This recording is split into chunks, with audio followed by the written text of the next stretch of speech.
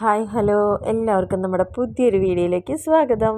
അപ്പോൾ ഇന്നത്തെ വീഡിയോ എന്ന് പറയുന്നത് ഞങ്ങൾ 4th സെമസ്റ്ററിലെ കുട്ടികളെയും കൊണ്ട് ഒരു ഇൻഡസ്ട്രിയൽ വിസിറ്റിന് പോവുകയാണ്. വേറെ എവിടെയല്ല, കഞ്ചിക്കോടുള്ള മിനാർ കാസ്റ്റിങ്സിലാണ് പോകുന്നത്.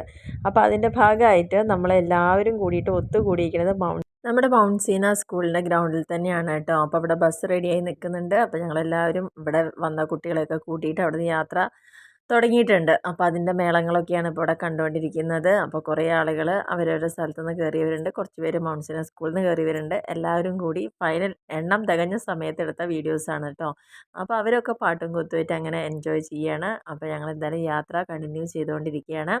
നമ്മളിങ്ങോട്ട് പോകുന്തോറും നല്ല ചൂട് തുടങ്ങിയിട്ടുണ്ട്. കഞ്ചിക്കോടൊക്കെ എത്തുമ്പോഴേക്കും അത്യാവശ്യം നല്ല ചൂടുള്ള ഒരു ക്ലൈമറ്റ് തന്നെയാണ് ഇവിടെ ഉള്ളത് ഈ ഒരു സമയത്ത്. ഇനി അവിടേക്കുള്ള നമ്മുടെ ആ ഒരു ഹൈവേയും കാര്യങ്ങളൊക്കെയാണ് കേട്ടോ. ഈ ഒരു ഭാഗം എന്ന് പറയുന്നത് നമുക്കെല്ലാവർക്കും അറിയുന്നുണ്ടാവും, പൊതുവേ ഇൻഡസ്ട്രിയൽ ഏരിയയാണ്. അപ്പോൾ ഇവിടേക്ക് വരിക എന്ന് പറയുമ്പോൾ ഒരുപാട് ഇൻഡസ്ട്രീസ് ഇവിടെ വർക്ക് ചെയ്യുന്നുണ്ട്.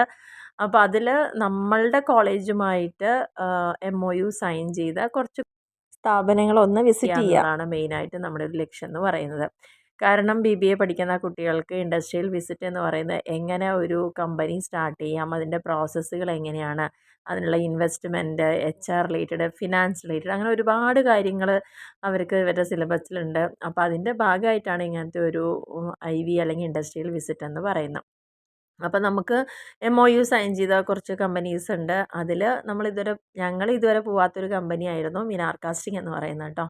അങ്ങനെ ഞങ്ങൾ കമ്പനിയിൽ എത്തിയിട്ടുണ്ട്.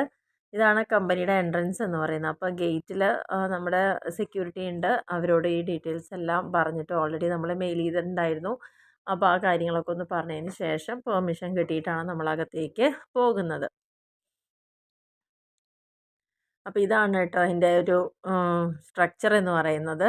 ലെഫ്റ്റ് സൈഡിൽ കാണുന്നതാണ് അവിടുത്തെ മെയിൻ ഓഫീസ്. ബാക്കിയുള്ളതൊക്കെ അതിൻ്റെ പ്രോസസ്സ് നടക്കുന്ന ഭാഗങ്ങളാണ്. അപ്പോൾ ഇവിടെ നമ്മൾ കൺസ്ട്രക്ഷന് വേണ്ടിയിട്ട് യൂസ് ചെയ്യുന്ന ചെറിയ തരം കമ്പികൾ ഉണ്ടാക്കുന്നതിൻ്റെ വലിയ രൂപങ്ങൾ, അതായത് ബാറുകൾ ഉണ്ടാക്കുന്നതാണ് ഇവിടെ എന്നുള്ളതാണ് പറഞ്ഞത്. അപ്പോൾ നമ്മൾ ആദ്യം ഓഫീസിലോട്ട് ചെല്ലട്ടെ. അതിന് ശേഷം അവിടുത്തെ മെയിനായിട്ടുള്ള ആൾക്കാരെ കണ്ട് സംസാരിച്ച് നമുക്കിതെല്ലാം പ്രോസസ്സ് കാണിക്കാനും പറയാനൊക്കെ വേണ്ടിയിട്ട് ഇതൊരു മെൽറ്റിംഗ് പ്ലാന്റ് ആണ്, സ്റ്റീൽ മെൽറ്റിംഗ് പ്ലാന്റ് ആണ്. നമ്മൾ സ്ക്രാപ്പ് ഫർണസിലോട്ട് ചാർജ് ചെയ്യും. ഈ ഫർണസിൽ വെച്ച് നമ്മൾ 1600 ഡിഗ്രിയിൽ ഇത് മെൽറ്റ് ചെയ്യും. മീൻസ് മെൽറ്റ് ചെയ്ത് കഴിഞ്ഞ് നമ്മൾ ലിക്വിഡ് മെറ്റൽ നമ്മൾ സോളിഡിഫൈ ചെയ്യുന്ന പ്രോസസ്സ്. അതായത് ഇത് സ്ക്രാപ്പാണ്, അത് സ്പോഞ്ച് എന്ന് പറഞ്ഞൊരു റോ മെറ്റീരിയലാണ്. ഇത് രണ്ടും കൂടി മിക്സ് ചെയ്ത് നമ്മൾ ഫർണസിലോട്ട് ടാപ്പ് ചെയ്യും. അതിൽ നിന്നാണ് നമുക്കിത് ലിക്വിഡ് മെറ്റലായിട്ട് വരുന്നത്.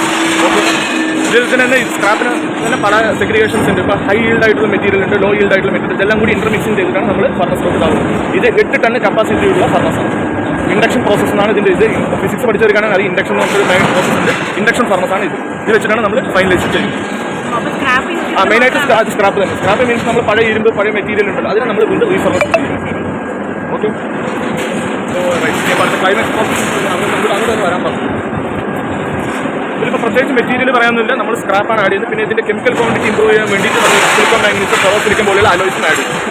ഈ 8 ടൺ സ്ക്രാപ്പ് പ്ലസ് കോൺജൈൻ plus silicon manganese plus ferro silicon, ഇത്ര മാത്രമാണ് ഇത്. അങ്ങനെ നമ്മൾ ഇവിടെ നിന്ന് അതിൻ്റെ പ്രോസസ്സ് നടക്കുന്ന വേറൊരു ഭാഗത്തേക്ക് പോവുകയാണ് കേട്ടോ. അപ്പോൾ ഇപ്പം ഇവിടെ കണ്ടിരിക്കുന്നതെന്ന് പറഞ്ഞാൽ സ്ക്രാപ്പുകൾ കൊണ്ടുവന്നിട്ട് അതിനെ ഉരുക്കി നമ്മൾ ലാവ മോഡലാക്കിയിട്ടാണ് ഫർണസിലേക്ക് ഒഴിക്കുന്നത്. കാരണം കൊണ്ടുവന്ന സ്ക്രാപ്പുകളെല്ലാം അതേ ഫോമിൽ അതിലേക്ക് ഇടാൻ സാധ്യമല്ല. അപ്പോൾ അതിൻ്റെ ഒരു സ്റ്റാർട്ടിങ് മാത്രമാണ് ഇപ്പോൾ കണ്ടത്. ഇനി അത് എങ്ങനെയാണ് ഉരുക്കി ഒഴിക്കുന്നത് എന്നുള്ള കാര്യങ്ങളാണ് കാണാൻ പോകുന്നത് കേട്ടോ. അപ്പോൾ ഈ ഒരു പുകക്കുഴൽ എല്ലാവരും ശ്രദ്ധിച്ചോളൂ. ഇതിന് ഭയങ്കര പ്രത്യേകത ഉണ്ട്. കാരണം എന്താ വെച്ചാൽ ഈ ഒരു പുകക്കുഴലിന് മാത്രം 2 കോടി രൂപയാണെന്നുള്ളതാണ് അവർ പറഞ്ഞത്. കാരണം അത്രയും എൻവയോൺമെൻറ്റൽ പൊല്യൂഷൻ ഇല്ലാതിരിക്കാൻ വേണ്ടിയിട്ട് ഏറ്റവും ഫൈനലായിട്ട് അതിൻ്റെ മുകളിൽ നിന്ന് പോകുന്നത് വെളുത്ത പുകയായിരിക്കണം. അതായത് അത്രയും പ്രാവശ്യം ഫിൽട്ടർ ചെയ്ത് സമീപത്തുള്ള ആർക്കും ഒരു ദോഷമില്ലാത്ത രീതിയിൽ വേണത്ര അത് അത്രയും മുകളിലോട്ട് പോകുന്നതിന് വേണ്ടിയിട്ട്. അപ്പോൾ അതിന് മാത്രം കമ്പനി ഇൻവെസ്റ്റ് ചെയ്തിരിക്കാൻ 2 കോടി രൂപയാണെന്നാണ് പറയുന്നത്. അപ്പോൾ ഇതാണ് നേരത്തെ പറഞ്ഞിരിക്കുന്ന ആ സ്ക്രാപ്പുകളെയൊക്കെ അവരൊരു കട്ടകളാക്കി മാറ്റുന്നുണ്ട് കൊണ്ടുവന്നതിനൊക്കെ. കാരണം അങ്ങനെ അത് ചവറ് പോലെ കൊണ്ടുവന്ന് ഇടാൻ പറ്റില്ല. അപ്പോൾ അതിന് വേണ്ടിയിട്ട് നമ്മൾ ഇത് കഴിഞ്ഞ് പോകുന്നൊരു ഭാഗത്ത് കാണുന്നുണ്ട് ചെറിയ ചെറിയ സ്ക്വയറുകളാക്കിയിട്ട് അവരെന്തോ ഒരു പ്രോസസ്സ് ചെയ്ത് കിട്ടുന്നതിനൊക്കെ ഇങ്ങനെ ഒരു പെട്ടി പോലെ ആക്കിയിട്ടുണ്ടാവും. അതാണ് ഈ ഒരു ഫർണസിലേക്ക് ഇട്ട് കൊടുക്കുന്നത് എന്നുള്ളതാണ് പറയുന്നത്. അപ്പോൾ ആ ഒരു ഇരുമ്പ് ഉരുകി വരിക എന്ന് പറയുമ്പോൾ 1600 ഡിഗ്രി സെൽഷ്യസിലാണ് അതിനെ അത്രയും ലാവയാക്കിയിട്ട് മാറ്റുന്നത് എന്നുള്ളതാണ് അവർ പറഞ്ഞത്. അപ്പോൾ നമ്മൾ എത്തിയ സമയത്ത് ശരിക്കും 2 പ്രോസസ്സുകളാണ് നമുക്ക് കാണാൻ സാധിച്ചത്. ഒന്ന് ഇങ്ങനെ ആ ഒരു ലാവയാക്കിയിട്ട് മാറ്റുന്ന പ്രോസസ്സും, ഇനി അങ്ങനെ മാറ്റിയതിനെ അവർ ആക്കിയിട്ട് നമുക്ക് വേണ്ട രീതിയിൽ കട്ടകളാക്കിയിട്ട് മാറ്റുക. ഈ കാണുന്ന ഇത് ബാറാണ്. നമുക്ക് കാണുമ്പോൾ തോന്നുന്നത് ഒരു സിമൻറ്റിൻ്റെ കട്ടയായിട്ടാണൊക്കെ തോന്നുന്നത്. പക്ഷേ ഇതല്ല. കമ്പികൾ ഇത് കമ്പനിക്ക് ആവശ്യത്തിനനുസരിച്ചുള്ള ഷേപ്പിലേക്ക് മുറിച്ചെടുക്കാൻ പാകത്തിൽ അവർക്ക് ഈ ഒരു പ്രോസസ്സ് ചെയ്യാനുള്ള കാര്യങ്ങൾ ഇവിടെ ആകെ ഇങ്ങനെ ബാറുകൾ ഉണ്ടാക്കുന്ന ഒരു യൂണിറ്റ് മാത്രമാണ്. ഇത് അവർ കോഴിക്കോടുള്ള അവരുടെ കമ്പനിയിലേക്ക് അയച്ചു കൊടുത്തിട്ട് അവിടെ നിന്നാണത്ര ഇത് കമ്പികളാക്കിയിട്ട് മാറ്റുന്നത്. ഏത് ഷേപ്പിൽ വേണമെങ്കിലും അവിടെ നിന്ന് അങ്ങനെ ആക്കി കൊടുക്കുക എന്നുള്ളതാണ് പറയുന്നത്. ഇവരുടെ കമ്പനിയിൽ ഇത്രയേ ഫെസിലിറ്റി ഉള്ളൂ. അതുകൊണ്ട് ഈ ബാർ ഉണ്ടാക്കുന്ന വരേക്കുള്ള കാര്യങ്ങൾ മാത്രമാണ് ഇവിടെ ചെയ്യുന്നത്. ചില കമ്പനികളിൽ ഈ ഒരു മറ്റൊരു സിസ്റ്റം കൂടി ചെറിയ കമ്പികളാക്കുന്നതും കൂടി അവർ ഉൾപ്പെടുത്താറുണ്ട് എന്നുള്ളതാണ് പറയുന്നത്. ഏകദേശം 336 സെൻറ്റ് സ്ഥലത്താണ് അവരുടെ ഒരു കമ്പനി നിൽക്കുന്നതെന്നുള്ളതാണ് പറയുന്നത്. 2004 ഇൻകോർപ്പറേറ്റ് ചെയ്ത് 2005 പ്രവർത്തനം ആരംഭിച്ച ഒരു കമ്പനിയാണെന്നുള്ളതാണ് അവർ പറഞ്ഞത്. അപ്പോൾ ഇത് നമ്മൾ നേരത്തെ കണ്ട ആ ലാവ രൂപത്തിലുള്ള അതിനെ ബാറുകളാക്കുന്നതിന് വേണ്ടിയിട്ട് വരുന്ന ആ ഒരു യൂണിറ്റ് ആണ് കേട്ടോ ഇപ്പോൾ ഈ കാണിച്ചുകൊണ്ടിരിക്കുന്നത്. അതായത് കണ്ടിന്യൂസ് കാസ്റ്റിംഗ് സെക്ഷനാണ് ഇവിടെ പറഞ്ഞിരിക്കുന്നത്. അപ്പോൾ ഇനി ഇവിടെ നിങ്ങൾക്ക് ശ്രദ്ധിച്ചു കഴിഞ്ഞാൽ കാണാൻ പറ്റും എങ്ങനെയാണ് ഇത് ഓരോ കട്ടകളായിട്ട് മാറി വരുന്നത്. കാരണം അത്രയും ചൂടിലാണ് അതിനെ ഉരുക്കിയെടുത്ത് ഈ ഒരു മോൾഡുകളിലേക്ക് ആക്കിയിട്ട് നമുക്ക് കിട്ടുന്നതെന്നുള്ളതാണ് പറഞ്ഞത് കേട്ടോ. അപ്പോൾ ആ ഒരു പ്രോസസ്സും കൂടിയിട്ട് ഒന്ന് കാണാം. അപ്പോൾ അതിന് മുന്നോടിയായിട്ട് ജസ്റ്റ് ഇവിടേക്കൊന്ന് കവർ ചെയ്തു മാത്രം. കുട്ടികളൊക്കെ തണലുള്ള ഭാഗം നോക്കിയിട്ട് ഇങ്ങനെ നിൽക്കുന്നുണ്ട് എല്ലാവരും. അപ്പോൾ അവിടെ പൊതുവേ ഭയങ്കര സൗണ്ടും പൊടിയും അതുപോലെ തന്നെ ചൂടും ഒക്കെ ആയിരുന്നു. അപ്പോൾ രണ്ടാമത്തെ പ്രോസസ്സ് കാണാനാണ് ഇപ്പോൾ നമ്മൾ വെയിറ്റ് ചെയ്തിരിക്കുന്നത്. ആദ്യത്തെ പ്രോസസ്സ് ആ ലാവയായിട്ട് മാറ്റുന്നതാണ്.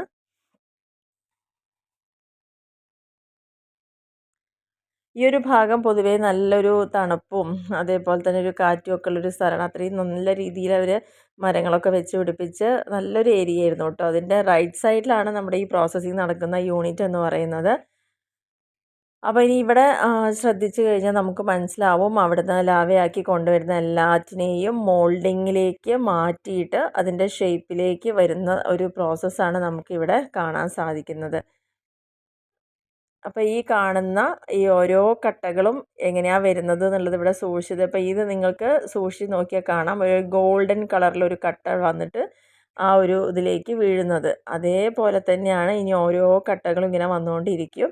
അതിലേക്ക് വീഴും. അതിനുശേഷം അത്രയും ചൂടാണെന്നാണ് അവർ പറഞ്ഞത്. ഇനി ഇത് മാറിയിട്ട് ഇപ്പോൾ കാണുന്ന ഈ ഒരു സ്വർണ്ണ നിറത്തിലുള്ള ഈ കട്ടേനെ നമുക്ക് സിമൻറ്റ് നിറത്തിലുള്ള കട്ടയായിട്ട് കാണണമെന്നുണ്ടെങ്കിൽ ഏകദേശം 1 ദിവസം 1.5 ദിവസം വരെ സമയം എടുക്കുമെന്നാണ് പറയുന്നത്. കാരണം ഇതിനൊന്ന് നമുക്ക് മാറ്റിയിടണം എന്നുണ്ടെങ്കിൽ ഈ ചൂടൊന്ന് തണുക്കണമെങ്കിൽ അത്രയെങ്കിലും സമയം കണ്ടോ ഇവിടേക്കുള്ള ഈ ഒരു കട്ട പോലെ ആയി ആ കളറിലേക്ക് വരണം എന്നുണ്ടെങ്കിൽ അത്രയും സമയം എടുത്താൽ മാത്രമാണ് അത് തണുത്തിട്ട് ഈ ഒരു ഫോമിലേക്ക് മാറുള്ളൂ എന്നുള്ളതാണ് പറഞ്ഞത്. വളരെ ഡേഞ്ചർ ആയിട്ടുള്ള ഒരു വർക്ക് തന്നെയാണ് കേട്ടോ. നമുക്ക് നേരിട്ട് കാണുമ്പോഴാണ് മനസ്സിലാവുന്നത്.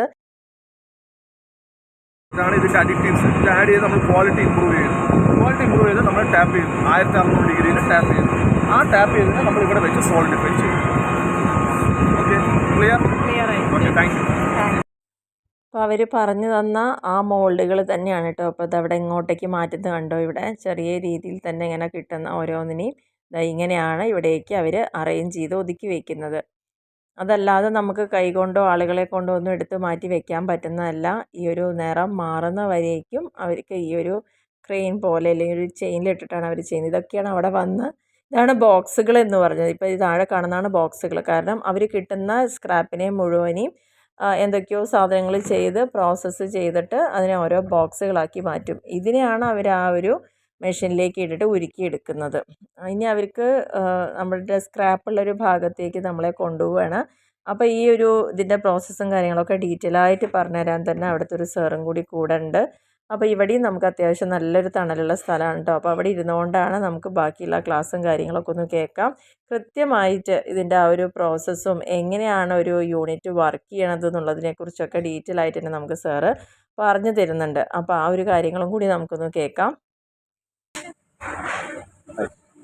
TMTയുടെ റോ മെറ്റീരിയലാണ് നമ്മൾ ചെയ്യുന്നത്.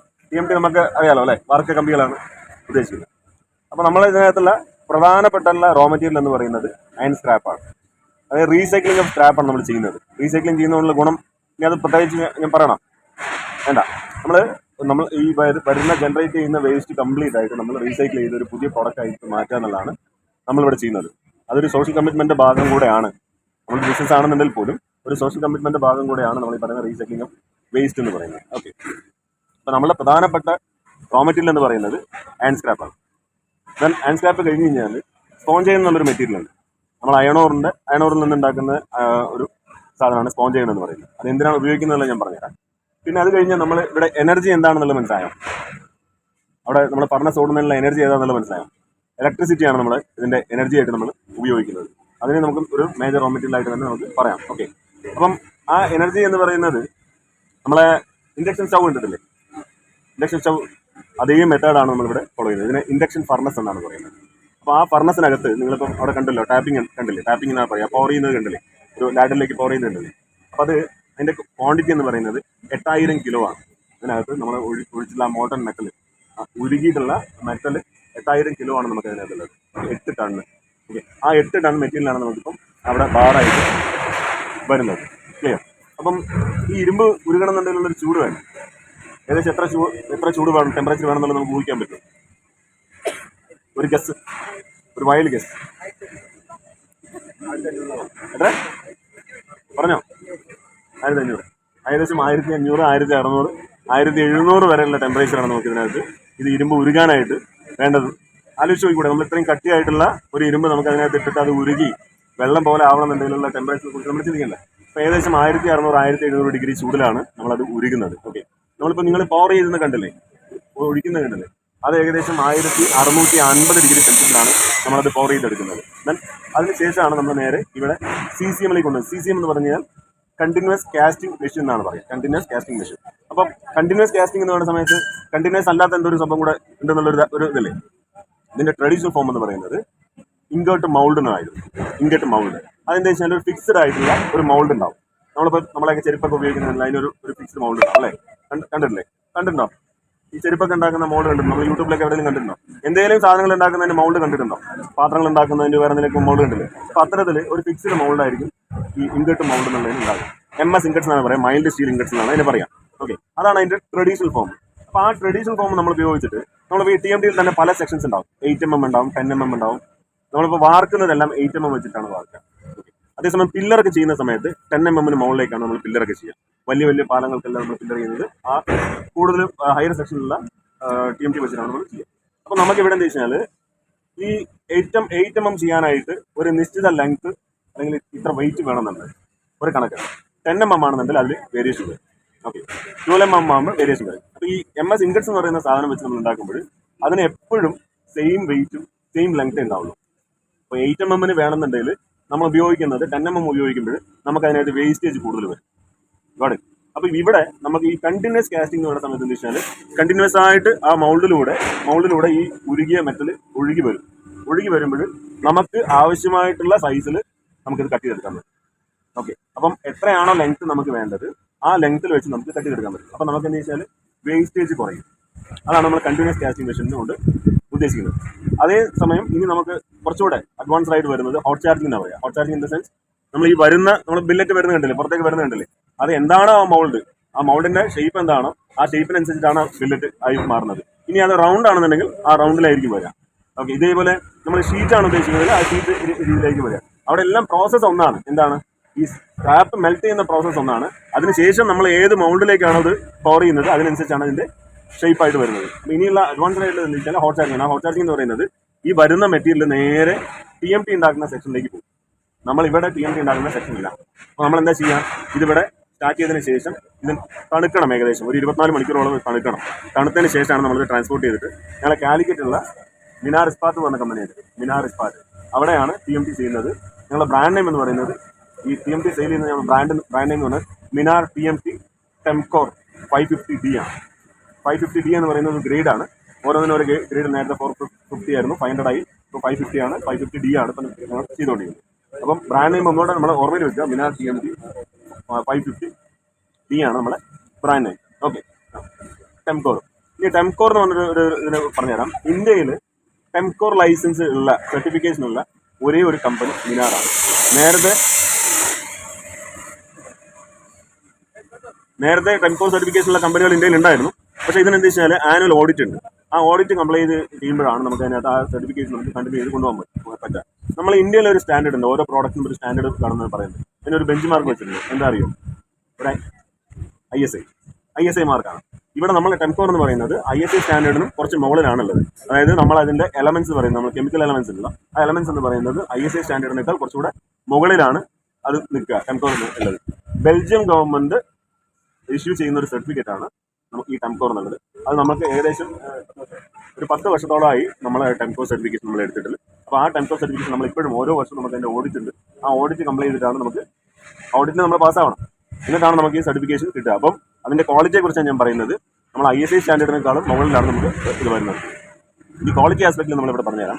നമ്മൾ ഈ മെറ്റീരിയൽ എല്ലാം നമ്മൾ ഉരുക്കിയെടുക്കുന്നുണ്ടല്ലോ, അത് പാകമാവുന്നതിന് മുൻപ് ഈ പാകമായ എന്നുള്ളത് നമുക്ക് അറിയണ്ടേ അല്ലേ? അപ്പോൾ അത് നമ്മൾ ഇതിനകത്തുള്ള ഈ കെമിസ്ട്രി നോക്കിയിട്ടാണ്, അതായത് എന്തൊക്കെ എലമെന്റ്സ് ആണ് ഇതിനകത്ത് ഉള്ളത് അതെല്ലാം നമ്മൾ നോക്കി ചെക്ക് ചെയ്തിട്ടാണ് നമ്മൾ തീരുമാനിക്കുക. അപ്പോൾ അതിന് നമുക്ക് ഇവിടെ സ്പെക്ട്രോമീറ്റർ എന്ന് പറഞ്ഞിട്ട് ഒരു 20 ലക്ഷം രൂപ വിലയുള്ള ഒരു മെഷീൻ ഉണ്ട് ഈ ഇതിനകത്ത് ലാബിനകത്തുണ്ട്. അപ്പോൾ അതിനകത്ത് നമ്മൾ ഈ ഒരു സാമ്പിളിംഗ് എടുക്കും. നമ്മൾ ഉരുകിക്കൊണ്ടിരിക്കുന്ന സമയത്ത് തന്നെ അത് എടുക്കാനായിട്ട് ഉപയോഗിക്കുന്ന ഒരു ലോലിപോപ്പ് എന്ന് പറഞ്ഞാൽ, നമ്മൾ ലോലിപോപ്പ് കണ്ടില്ലേ, നമ്മുടെ ചോക്ലേറ്റിന്റെ അതേപോലെ ഷേപ്പിൽ ഒരു ചെറിയൊരു ടൂൾ ഉണ്ട്. അത് വെച്ചിട്ട് നമ്മൾ ആ സാമ്പിൾ എടുത്ത് നമ്മൾ അതിന് ഗ്രൈൻഡ് ചെയ്ത് ഇതിനകത്ത് വെച്ച് കൊടുത്താൽ, ജസ്റ്റ് ഒന്ന് വെച്ച് സ്പെക്ട്രോമീറ്ററിൽ വെച്ച് കൊടുത്തു കഴിഞ്ഞ സമയത്ത് ഏകദേശം 29ഓളം എലമെന്റ്സ് നമുക്ക് അതിന് കിട്ടും. എന്തൊക്കെയാണ്, അതായത് കാർബൺ എത്രയാണ്, ഫോസ്ഫറസ് എത്രയാണ്, നിക്കൽ എത്രയാണ്, ഇതെല്ലാം നമുക്ക് അറിയാൻ പറ്റും. അങ്ങനെ 29 എലമെന്റ്സ്. ഇതെല്ലാം നമ്മൾ ഈ പറയുന്ന സർട്ടിഫിക്കേഷനിൽ പറയുന്ന സ്പെക്കിന് ഒപ്പമാണെന്നുണ്ടെങ്കിൽ മാത്രമേ നമ്മൾ എന്ത് ചെയ്യുള്ളൂ, അത് ഫൈനലിലേക്ക് അത് പോർ ചെയ്തെടുക്കുള്ളൂ. അല്ലെങ്കിൽ നമുക്ക് എന്ത് കെമിക്കലാണ് അവിടെ കുറവുള്ളത് അത് നമ്മൾ ആഡ് ചെയ്യും. അതായത് ആ കെമിക്കലുള്ള റോ മെറ്റീരിയൽ നമ്മൾ ആഡ് ചെയ്യും, അല്ലെങ്കിൽ കൺസ്യൂമേഴ്സ് നമ്മൾ ആഡ് ചെയ്യും. ആഡ് ചെയ്തിട്ട് പാകാകുമ്പോഴാണ് നമ്മൾ എന്ത് ചെയ്യുന്നത്, ഇത് പവർ ചെയ്തിട്ട് ബില്ലറ്റായി മാറുന്നത്. ബില്ലറ്റ് ആയി കഴിഞ്ഞാൽ പിന്നെ അതിനകത്ത് നമുക്കൊന്നും ആഡ് ചെയ്യാൻ പറ്റില്ല, ഒരു സാധനം ആഡ് ചെയ്യാൻ പറ്റില്ല. നമ്മൾ ഒരു ലളിതമായിട്ട് പറയുകയാണെങ്കിൽ എല്ലാവർക്കും മനസ്സിലാവുന്ന ഭാഷ പറയുന്നത് ചപ്പാത്തിക്ക് മാവ് കുഴയ്ക്കുന്ന പോലെയാണ്.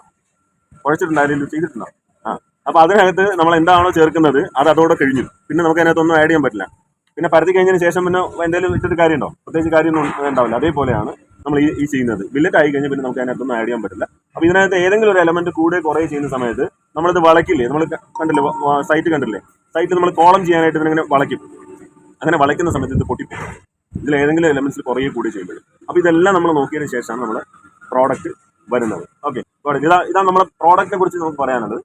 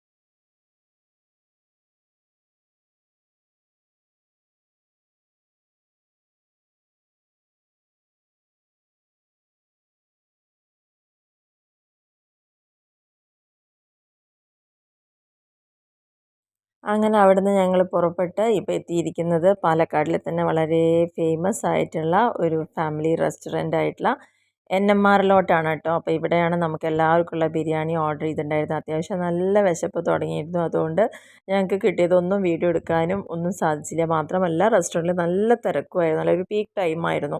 അപ്പോൾ എല്ലാവരും കിട്ടിയ സ്ഥലത്ത് അഡ്ജസ്റ്റ് ചെയ്ത് വേഗം കഴിച്ച് തുടങ്ങിയതായിരുന്നു. അപ്പോൾ ഇതൊക്കെയായിരുന്നു ഞങ്ങളുടെ ഉച്ച വിശേഷങ്ങൾ. അപ്പോൾ ആ നേരത്താണ് നമ്മുടെ പാലക്കാട് MLA രാഹുൽ മാങ്കൂട്ടത്തിൽ പെട്ടെന്ന് സഡനായിട്ട് കയറി വന്നതായിരുന്നു. അപ്പോൾ ഒരു സെൽഫിയൊക്കെ കുറേ പേര് എടുക്കുന്നുണ്ടായിരുന്നു. അപ്പോൾ ഞങ്ങളുടെ ബസ് നിർത്തിയിട്ടത് ഈ ഓപ്പോസിറ്റ് സൈഡിലായിരുന്നു. ഇതാ ഈ ഗുണ കേവ് എന്ന് കാണുന്നുണ്ടല്ലോ, ഇത് പാലക്കാട് സ്റ്റേഡിയത്തിൽ എല്ലാ പ്രാവശ്യവും ഏതെങ്കിലും തരത്തിലുള്ള ഒരു തീം ബേസ്ഡ് ആയിട്ടുള്ള എക്സിബിഷൻസ് ഉണ്ടാവാറുണ്ട്. അപ്പോൾ ഇപ്രാവശ്യമുള്ളത് ഗുണ കേവിനെ കുറിച്ചായിരുന്നു കേട്ടോ. അപ്പോൾ അവിടെ ഒന്നും പോകാനുള്ള നമുക്ക് നേരോ കാര്യങ്ങളൊന്നുമില്ല, ജസ്റ്റ് അതിൻ്റെ ആ ഒരു ഇത് എടുത്തു എന്ന് മാത്രമേ ഉള്ളൂ. അപ്പോൾ ഇത്രയേ ഉള്ളൂ നമ്മുടെ ഇന്നത്തെ വീഡിയോ എന്ന് പറയുന്നത്. ഇത് കഴിഞ്ഞ ഉടനെ തന്നെ ഞങ്ങളെല്ലാവരും ബസ് കയറി വേഗം വീടുകളിലെത്തി. അപ്പോൾ ഇത്രയേ ഉള്ളൂ. വീഡിയോ ലൈക്ക് ചെയ്യുക, ഷെയർ ചെയ്യുക, കമൻറ്റ് ചെയ്യുക, സബ്സ്ക്രൈബ് ചെയ്യുക. ഓക്കേ.